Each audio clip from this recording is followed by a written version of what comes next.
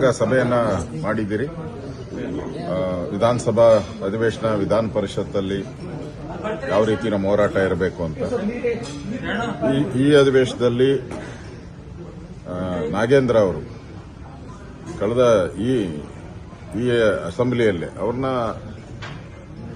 187 ಕೋಟಿ ಹಣ ಲೂಟಿ ಹೊಡೆದಿದ್ದಾರೆ ಅಂತೇಳಿ, ಸರ್ಕಾರದ ಹಣ ಲೂಟಿ ಹೊಡೆದಿದ್ದಾರೆ ಅಂತೇಳಿ ಅವ್ರನ್ನ ವಜಾ ಮಾಡಲಾಯಿತು. ಮತ್ತೆ ಇದೇ ಸದನದಲ್ಲಿ ಅವ್ರನ್ನ ಮತ್ತೆ ವಾಪಸ್ ತಗೊಂತಾ ಇದ್ದಾರೆ. ಇದು ಸಂವಿಧಾನಕ್ಕೆ ವಿರೋಧ ಮತ್ತು ಭ್ರಷ್ಟಾಚಾರದ ನಾವೇನು ತೊಳೆದಾಕ್ತೀರಿ ಅಂತ ಕಾಂಗ್ರೆಸ್ ಅವರು ಹೇಳ್ತಾ ಇದ್ದಾರೆ. ಭ್ರಷ್ಟಾಚಾರನ ಮತ್ತೆ ವಿಧಾನಸಭೆ ಒಳಗಡೆ ತರ್ತಾ ಇದ್ದಾರೆ.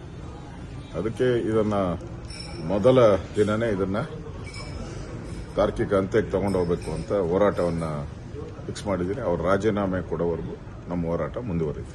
ಸರ್, ಈ ಪಾದಯಾತ್ರೆ ಮಾಡ್ತೀವಿ ಅಂದ್ರೆ ಎಲ್ಲಿಂದ ಎಲ್ಲಿಗೆ ಮಾಡ್ತಾರೆ? ಇವತ್ತು ಸಚಿವ ಸಂಪುಟ ಸಭೆಯಲ್ಲಿ ಒಂದು ಬಿಲ್ ಪಾಸ್ ಆಗಿದೆ, ಒಪ್ಪಿಗೆ ಕೊಟ್ಟಿದೆ ಸರ್. ಸಾರ್ವಜನಿಕ ಪ್ರವೇಶ ಅದೆಲ್ಲ RSS ಗಮನದಲ್ಲಿಟ್ಕೊಂಡು ಮಾಡಿದ್ದಾರೆ. RSSಗೆ ಅಂತ ಇಂಥ ಜನನ ಬಹಳಷ್ಟು ಜನ ನೋಡಿದ್ದಾರೆ. RSS ಇಡೀ ಪ್ರಪಂಚದಲ್ಲಿದೆ, ಇಡೀ ದೇಶದಲ್ಲಿ. ಈ ದೇಶದ ಪ್ರಧಾನಿನೇ RSS ಅವರು, ನಾವು RSS.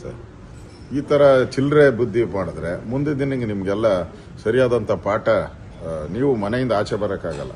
ಆ ಪರಿಸ್ಥಿತಿ ನಿರ್ಮಾಣ ಆಗುತ್ತೆ ಮುಂದಿನ ದಿನಗಳಲ್ಲಿ. ಇದೇ ಅಧಿವೇಶನದಲ್ಲಿ ಈ ತರ ನೀವು ದ್ವೇಷದ ರಾಜಕಾರಣ ಮಾಡಿದ್ರೆ, RSS ಮೇಲೆ ನಿಮ್ಮ ದ್ವೇಷಗಳನ್ನ ತೋರಿಸಿದ್ರೆ, ಆ ಸಂಸ್ಥೆಗೆ ನೀವು ಲೆಕ್ಕಕ್ಕಿಲ್ಲ, ಬೋರ್ಡ್ಗೆ ಇಲ್ಲ. ನಿಮ್ಮಂತ ಲಕ್ಷಾಂತರ ಜನ, ಕೋಟ್ಯಾಂತರ ಜನ ನೋಡಿದಾರೆ ಅವರು.